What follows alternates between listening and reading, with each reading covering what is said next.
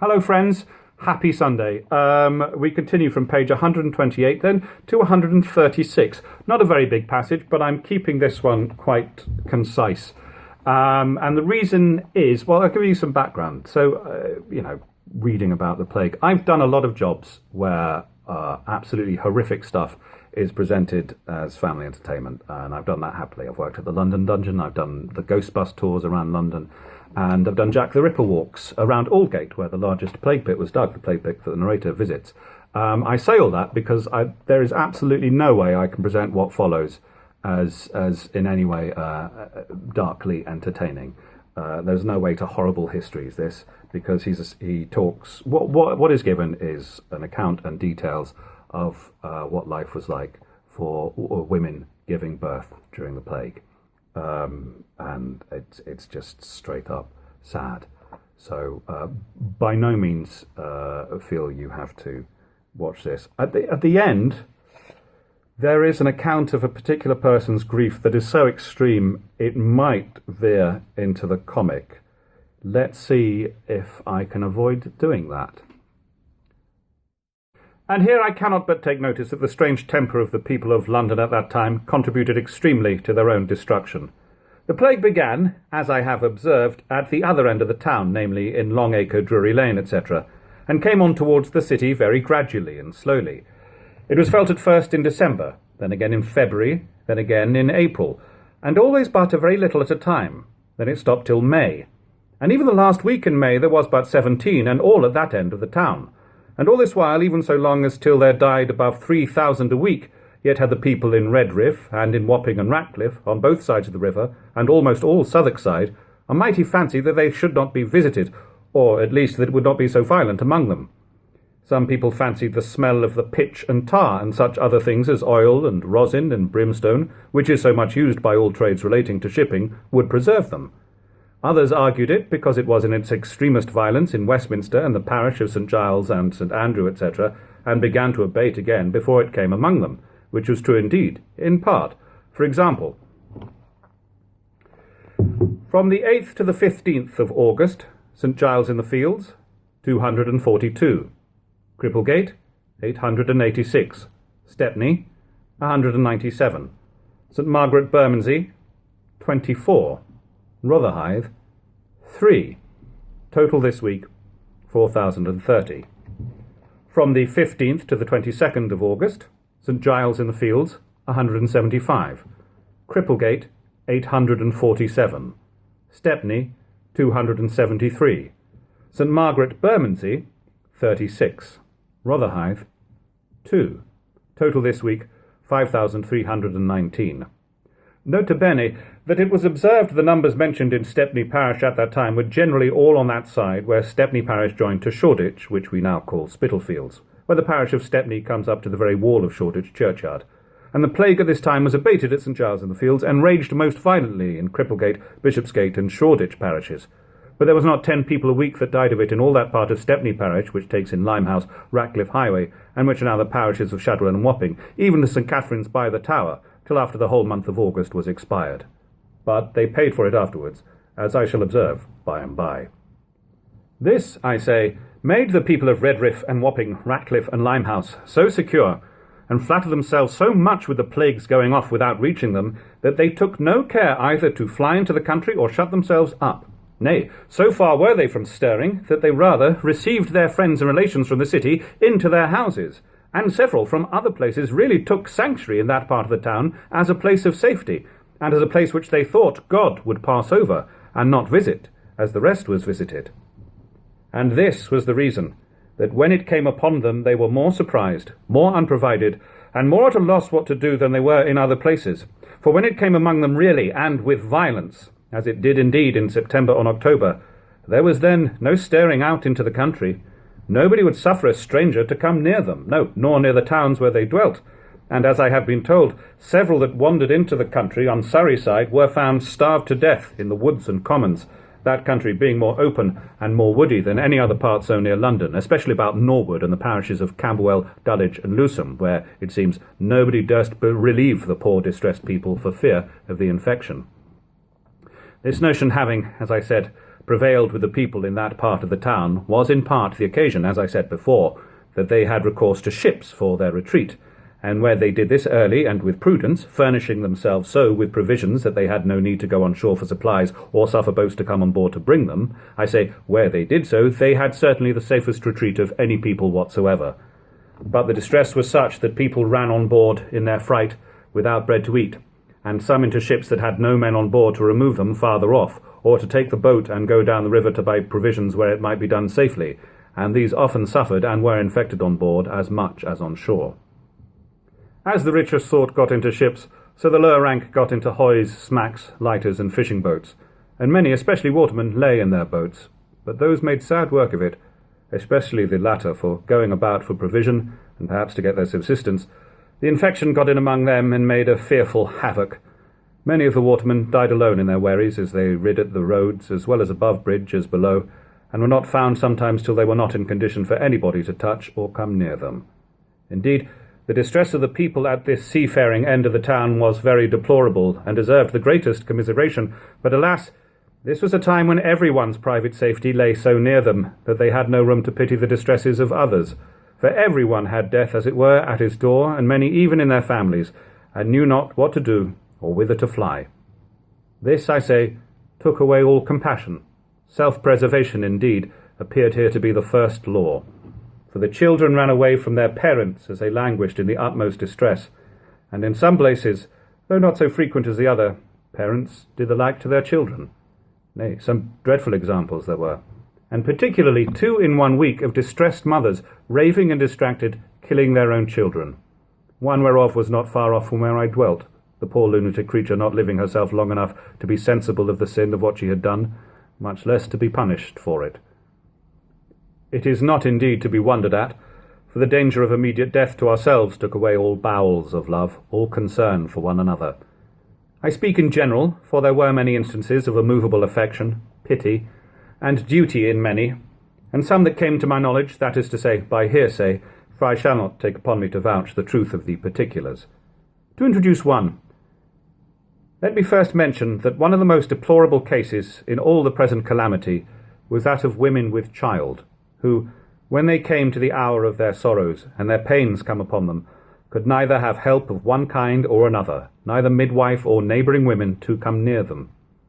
Most of the midwives were dead, especially of such as served the poor, and many, if not all the midwives of note, were fled into the country, so that it was next to impossible for a poor woman that could not pay an immoderate price to get any midwife to come to her. And if they did, those they could get were generally unskilful and ignorant creatures, and the consequence of this was that a most unusual and incredible number of women were reduced to the utmost distress. Some were delivered and spoiled by the rashness and ignorance of those who pretended to lay them. Children without number were, I might say, murdered by the same, but a more justifiable ignorance, pretending they would save the mother, whatever became of the child. And many times both mother and child were lost in the same manner. And especially where the mother had the distemper, there nobody would come near them, and both sometimes perished. Sometimes the mother has died of the plague, and the infant, it may be, half born, or born but not parted from the mother. Some died in the very pains of their travail, and not delivered at all.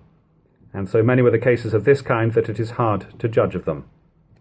Something of it will appear in the unusual numbers which are put into the weekly bills, though I am far from allowing them to be able to give anything of a full account, under the articles of childbed, abortive and stillborn, chrisms, and infants. Editor's note, chrisms are children recently baptized. Take the weeks in which the plague was most violent and compare them with the weeks before the distemper began, even in the same year. For example, what I'm going to do here is just put all the figures up on screen and simply read the totals, rather than going through week by week. So from January the 3rd to March the 7th, childbed 48, abortive 24, stillborn 100.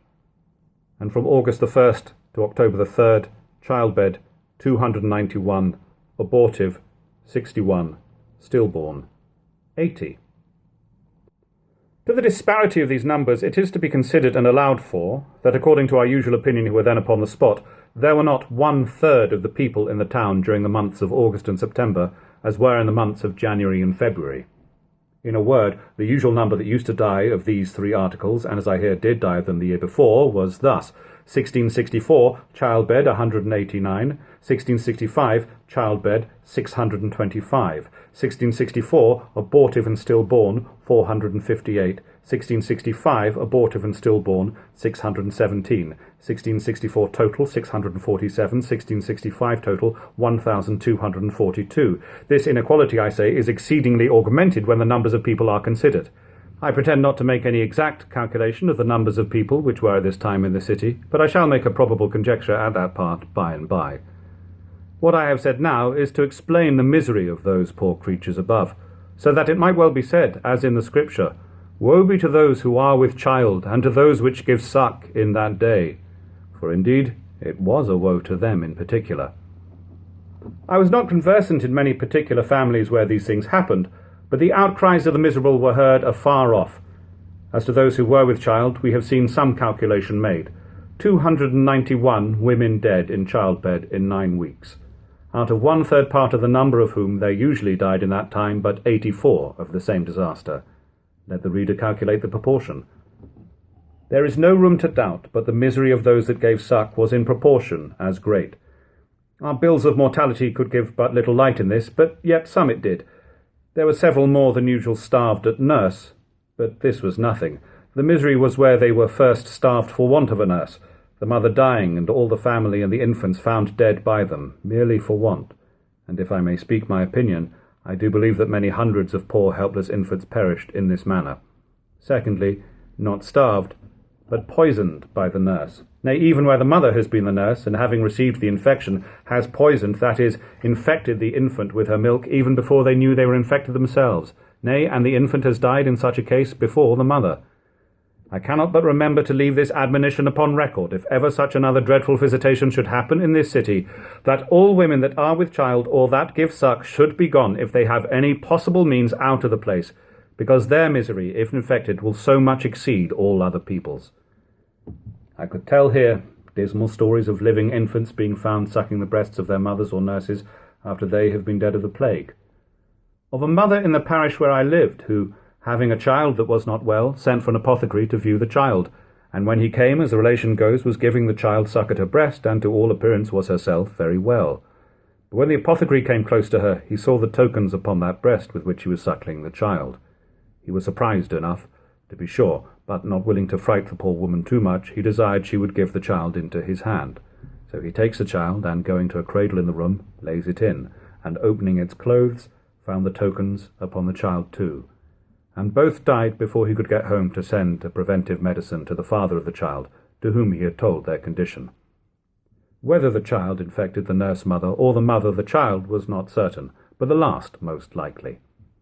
Likewise, if a child brought home to the parents from a nurse that had died of the plague, yet the tender mother would not refuse to take in her child, and laid it in her bosom, by which she was infected, and died with the child in her arms dead also.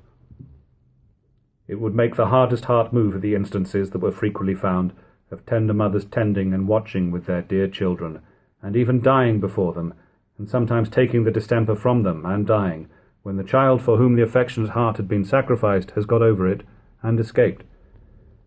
The like of a tradesman in East Smithfield, whose wife was big with child of her first child, and fell in labour, having the plague upon her. He could neither get midwife to assist her or nurse to tend her, and 2 servants which he kept fled both from her. He ran from house to house like one distracted, but could get no help. The utmost he could get was that a watchman who attended at an infected house shut up promised to send a nurse in the morning. The poor man, with his heart broke, went back, assisted his wife what he could, acted the part of the midwife, brought the child dead into the world, and his wife in about an hour died in his arms, where he held her dead body fast till the morning, when the watchman came and brought the nurse as he had promised. And coming up the stairs, for he had left the door open or only latched, they found the man sitting with his dead wife in his arms, and so overwhelmed with grief that he died in a few hours after, without any sign of the infection upon him, but merely sunk under the weight of his grief. I have heard also of some who on the death of their relations have grown stupid with the insupportable sorrow, and of one in particular who was so absolutely overcome with the pressure upon his spirits that by degrees his head sank into his body, so between his shoulders that the crown of his head was very little seen above the bone of his shoulders, and by degrees losing both voice and sense, his face, looking forward, lay against his collarbone, and could not be kept up any otherwise unless held up by the hands of other people. And the poor man never came to himself again, but languished near a year in that condition, and died. Nor was he ever once seen to lift up his eyes or to look upon any particular object. I cannot undertake to give any other than a summary of such passages as these, because it was not possible to come at the particulars, where sometimes the whole families where such things happened were carried off by the distemper. But there were innumerable cases of this kind which presented to the eye and the ear even in passing along the streets, as I have hinted above. Nor is it easy to give any story of this or that family which there was not divers parallel stories to be met with of the same kind. But, as I am now talking of the time when the plague raged at the easternmost part of the town, how for a long time the people of those parts had flattered themselves that they should escape, and how they were surprised when it came upon them as it did, for indeed it came upon them like an armed man when it did come. I say, this brings me back to the 3 poor men who wandered from Wapping, not knowing whither to go or what to do, and whom I mentioned before, one a biscuit baker, one a sailmaker, and the other a joiner, all of Wapping or thereabouts. And before we go any further then, I will stop for the day. Yesterday's will go there, tomorrow's will go there. Thank you very much for watching. Thank you to everyone who subscribed and all of that. I hope you're all doing tremendously. I'll see you tomorrow. Bye-bye.